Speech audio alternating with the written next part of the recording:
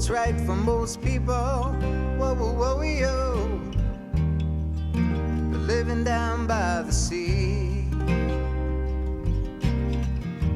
Lord, you know that it's so comfortable. Hello, my name is Aurelia Byrne, and welcome to Wellness Wednesdays, designed to inspire spiritual, physical, emotional, and overall wellness of our planet. Today is our premiere, and I'm so excited to have Dr. Uche here. He's a huge mentor of mine, and I want to give a formal introduction for Dr. Uche because a lot of you may not know him. So I want to introduce Dr. Uche Odiatu. I didn't say your last name right. Sorry, Dr. Uche. It's hard for me. He is a NSC certified trainer, a professional member of the American College of Sports Medicine, a certified yoga instructor, and author of 2 books, not one, but 2 books, a practicing dentist in Toronto, Canada. Um, he has given over 400 lectures in 7 different countries and has done over 350 media interviews. I'm so honored to have you here. You're a huge mentor of mine, professionally, spiritually, emotionally. Thank you, Dr. Uche. Namaste. Please and tell us what you have to say.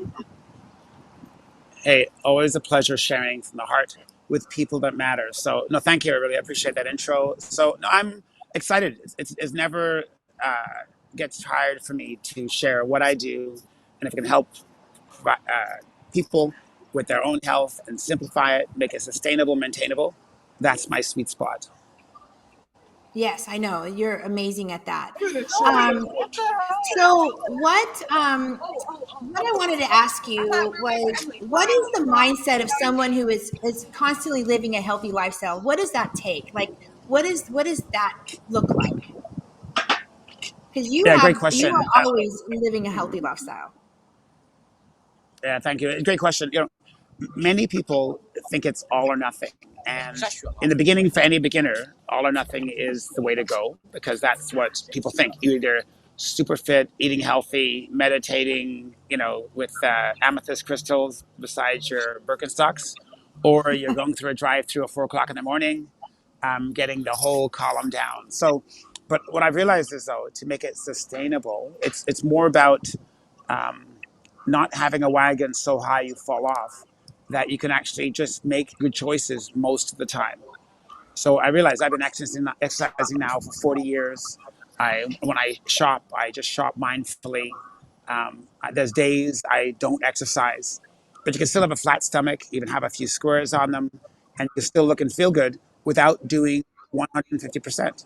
That's the myth. You have to go all out to be fit, and it's so not true. Yeah, I agree. So, do you think that for most people it's hard to get fit? I mean, why is it so hard? Like, or is it hard? Or what do you think the barrier is there for people to move into a healthier lifestyle? What are some of the steps you could take? Name like 4 or 5 steps that you could take to just change your mindset to become healthier. Okay.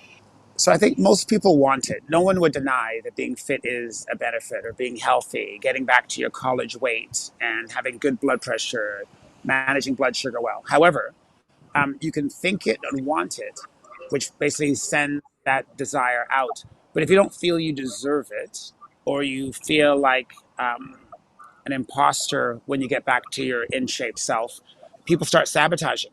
So I think you not only have to want it, you have to feel I deserve it. And part of that is you have to break through the myth that you have to be under 30 to look good, or now that I'm 40, or now that I'm 50, it's no longer possible. Because exercise physiologists have shown that the muscles have no idea how old you are. Your immune system has no idea how old you are. All it knows is either you move a lot, which is youthful, or you sit a lot, which is accelerated aging. So wanting it, feeling I deserve it, and then to pick a path, there's 100 of paths. People are championing paleo, keto, sugar buster, Pritikin, all these multi-level marketing style diets, and they all work, but they also you also fall off the wagon pretty easy. They also don't work. So you have to get something that's sustainable and maintainable and cost effective. So that's the third one. And then fourth, you just found yourself with people who actually think like you. It's hard to get fit and none of your friends are fit. Just like it's hard to own a restaurant and cook this high-end food if all your friends own fast food outlets. So you got to surround yourself with like-minded people so what you're doing doesn't seem so odd. Because if you're the only fit person in your group, everyone thinks you're odd. Like, why are you doing that? Why are you ordering that? Meanwhile, you hang out with 4 or 5 other people who are fit. We don't talk about weight. We don't talk about calories. We're not looking at the glycemic index as we order on the menu because we just do it automatically. Awesome. Those are great tips. Um, so what areas of health is most important to you, Dr. Uche? What's most important to you in those areas of health? Okay, there's 4 pillars, I believe. Sleep, eating healthy, managing stress, and regular physical activity. If all 4 pillars or foundational principles are firing, you can look and feel incredible. But you don't have to have all 4 perfectly. Like say if someone's a shift worker, you're a police officer, you're a firefighter, you're a new mom. Guess what? Sleep may not be ideal, but you better eat healthy. You better love your job. You better love where you live, and you better be physically active. But many people have none of the 4 firing, right? They don't exercise, which 90% of the population doesn't exercise. 2, they don't eat healthy. 90% of people don't eat fruits and vegetables on a regular basis. 3, 80% of people actually either tolerate or hate their job. And 4, 70% of people actually don't get good 7 to 9 hours a night. So I can see why most people are floundering or wondering where is this going to happen. And then they got to do the surgical intervention or prescription intervention. So those 4 pillars firing, maybe not all 4, even 3. And now you have a body that can be your best friend again instead of Yeah. sleeping with the enemy. To talk about that movie from the 90s. Yeah, that's very important. Sleep is huge. I mean, that's when your body repairs itself. And I know sleep is huge for me. I mean, I have a ring here that talks about my it's called the Aura ring. I don't know if you have anything like that, Dr. Uchi, that monitors your resting heart rate at all to see what your sleeping patterns are. I've tried a few of those apps and aids, and technically, I guess to get going, you might need an app. Like sometimes you need some metrics just to see where you are, your benchmark. But I think Yeah, 5, 10, 15 years out, you're not going to be wearing that ring. Like, yeah, those pillow apps to measure movement. If 5 years out, if you're still needing it, you haven't mastered it yet. At some point, it has to become automatic. And there's a part of your brain called the cerebellum that actually works with your automatic unconscious movements and postures. And that's where you want your health habits to go. You want to have them automatic, just who you are. It's integrous with your nervous system. And at that point, it's natural, sustainable, maintainable. So in the beginning, use the apps, use the ring, count the calories. But at some point, it has to be just who you are and you move on with the rest of your life. But if all your life is focused on food, sleep, exercise, and nutrition, you're either an author teaching it, but basically it's supposed to support your life. It's not supposed to be who you are, unless you're an Olympic athlete, unless you're a professional athlete. Then have all these hacks to keep you going. But I really feel it has to be natural. At that point, it becomes effortless. At that point, there is no wagon to fall off. awesome. So, talk to me about some coffee. How do you feel about coffee? Coffee is completely fine. You'd be surprised. Patients and my dental patients always say, Dr. Odiatu, I have 2 cups a day, only in the morning, as if it's somehow some kind of taboo, confession, in a church. However, what we're saying is though, coffee is completely fine. The nutritionists, the exercise experts have said coffee is an ergogenic aid, and it's full of polyphenols. Every cup has up 1 to 2 grams of fiber, contributing towards the 25 grams needed for an adult to have. Uh, it's a mild laxative. If you have dark roast Arabica beans, it's perfect. It's the cream and the sugar and the artificial sweeteners that make it toxic for you. So, You have a cool person behind you, like you saw. this in Toronto, I do have a small fan club, and he's the president of the fan club. Yeah, it's called Uche Be Like Us. So, Each be like us. I want to be like you. yes. We're in the dental professional. Obviously, you're a dentist. I'm a dental hygienist. Now, this podcast isn't designed only for dental people. When I had this podcast in mind, I wanted to share with my family, my friends, and then those families and friends share with other people because we have such a beautiful network of industry leaders in our field that need to be heard, like yourself. Like I mean, I talk to my family members about you, and they're just like, "Who, Dr. Uchi?" You know, I'm like, he. You got to read this book. You need to get in touch with your gut and eat better and be inspired and I want to show the world, you and your awesomeness. And um, You're so but as sweet. a healthcare provider, you know, any healthcare provider, where it's a nurse, a doctor, a dentist, a registered dental hygienist, a dental assistant, any healthcare provider, why do you think it's important for them? I know that you go on the circuit and you talk to a lot of healthcare providers to be healthy. What is the importance of that? Well, you really have to lead the way. Like if you are a health provider, you should look the part.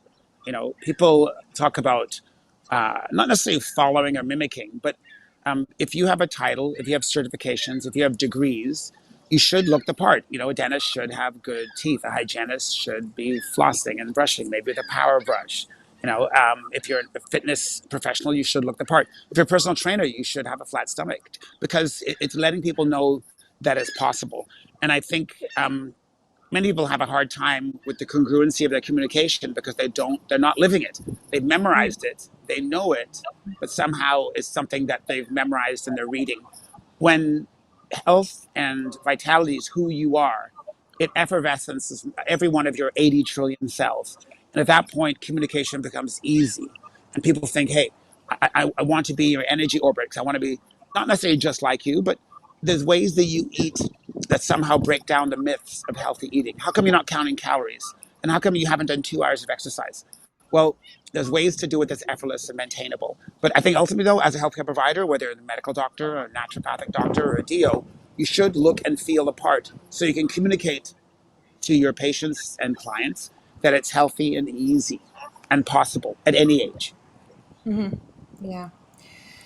So you gotta walk your talk, and you gotta practice what you preach. 100%.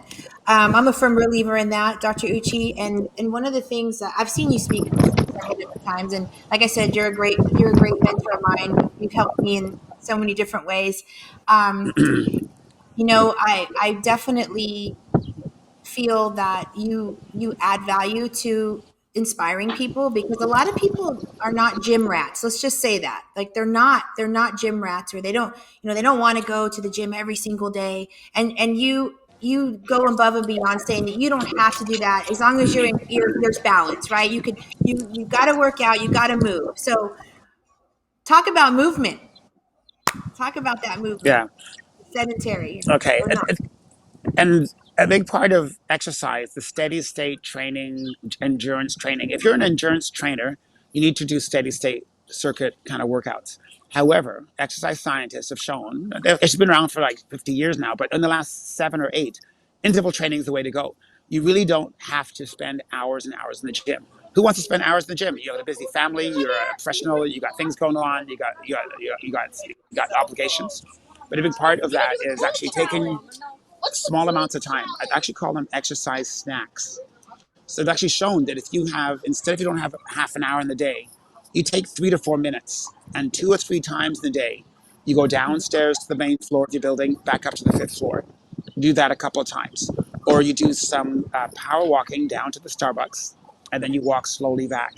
And they've shown that exercise snacks can actually be better for you than one long, steady state endurance section of exercise. Because it's more like, as cavemen and cavewomen, we've been exercising for hundreds of thousands of years. Cavemen and cavewomen didn't jog. They walked, and then they ran when they had to. And then they walked, and they ran when they had to. And that's more like how our physiology will get fit fast.